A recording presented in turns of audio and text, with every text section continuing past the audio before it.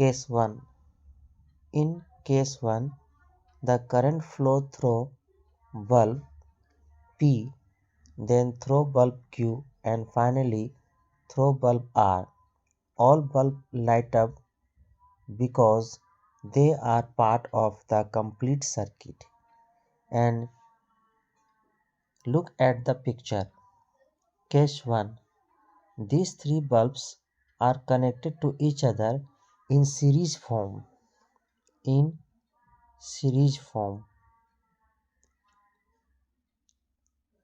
And supply the voltage positive to negative current flow these three bulbs, and it is a closed circuit.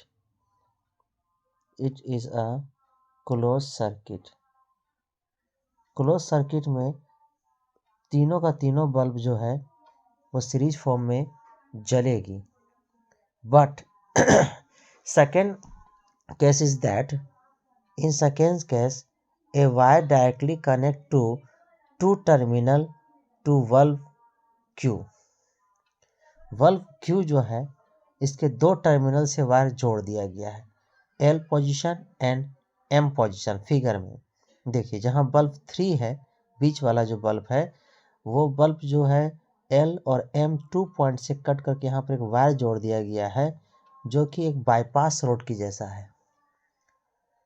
यानी जहाँ bulb ये जुड़ा हुआ है यहाँ पर और ये जो अलग से वायर लगाया है इस पोजीशन पे, ये दोनों के बीच कंपैरिजन अगर किया जाए तो ये जो वायर हम बाहर से अलग से जोड़े हैं ना, दो टर्मिनल के बीच, पॉजिटिव नेगेटिव के बीच में, ये जो है वो लो रेसिस्टेंस क्रिएट करती है with the compare of connectivity of the place of the bulb.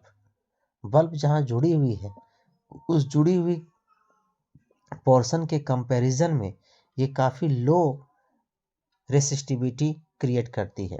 जैसे ये वाला यहाँ समझते हैं, यहाँ पर बल्ब लगा हुआ है, ये बल्ब लगा हुआ है. अब इस पोजीशन में क्या है, रेसिस्टिविटी हाई होगी जहाँ बल्ब लगा हुआ है. लेकिन अगर हम इस वायर को इस तरीक़ा से ऐसे जोड़ के अलग से कर दें तो अब इस वायर में देखिए कहीं भी कोई भी डिवाइस लगा हुआ नहीं है.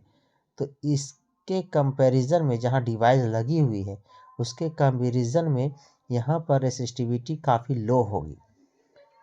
और जब काफ़ी लो होगी तो उस कंडीशन में क्या होगा कि इस पोजीशन में करंट काफ़ी इजीली फ्लो होगी. लो रेसिस्टिविटी है तो करंट जो है इस वायर से काफ़ी इजीली फ्लो होगी.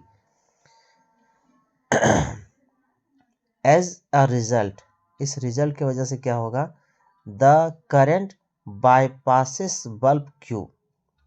अब जो है करंट इस सर्किट से गुजरने लगेगा जहाँ लो रेसिस्टिविटी है ना, वहाँ से करंट जो है फ्लो होने लगेगी और ऊपर जो बल्ब जहाँ लगी हुई है उससे जो है करंट फ्लो नहीं हो पाएगी.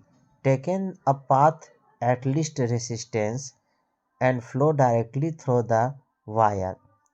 यहाँ पे ही बोला जा रहा है कि जो ये नीचे का वायर है इसकी रेसिस्टेंस काफ़ी कम है जिसके वजह से करंट जो यहाँ से आ रही होगी वो इस रास्ते से जो बहुत ज़्यादा लो रेसिस्टेंस वाला वायर है वहाँ से ये पार हो जाएगी.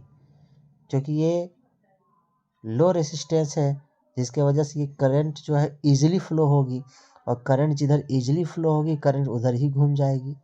तो इधर घूम गई करंट और इस तरीक़ा से पार हो गई. Since no current passes through the bulb Q, और ये Q से जो करंट जानी चाहिए वो नहीं जा रही है क्योंकि यहाँ पर जो बाईपास रोड बनाई गई है, बाईपास जो यहाँ वायर जोड़ा गया है ये काफ़ी लो रेसिस्टेंस है जिसके वजह से करंट जिधर इजीली फ्लो होगी ना उधर ही करंट मुड़ जाएगी.